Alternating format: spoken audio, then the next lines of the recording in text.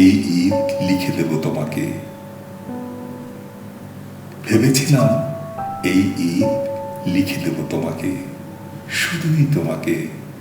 চেয়েছিলাম পুরো 1 মাস অপেক্ষার পর ঈদগায় না হোক, তোমার বাড়ির উঠোনে, বারান্দায়, দরজায় কিংবা জানালার ধারে সেই আগেকার দিনের মতো চোখাচোখি আর চোখে, যেখানে যেভাবেই দেখা হোক, তোমার দেখা মিললে প্রজাপতির মন ছিনিয়ে নিয়ে তোমাকে দেব।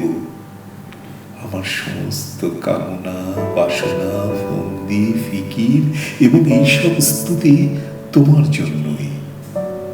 এরকম ঈদ আর কখনো আসেনি। অনুভব, অনুরাগ, আকাঙ্ক্ষায় ভরা। 1.5 যুগ বিরতির পর ভেবেছিলাম সত্যিকার অর্থেই তুমি সঙ্গী হবে, সঙ্গী হবে আগামীর পথ চলার। তাই তো এই ঈদে তোমার নাম রেখেছিলাম বরাদ্দ।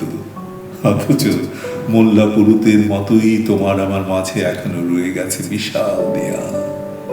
বিশ্বাসে যদি মেলায় বস্তু, কেন তবে ভাঙছে না এ দেয়াল?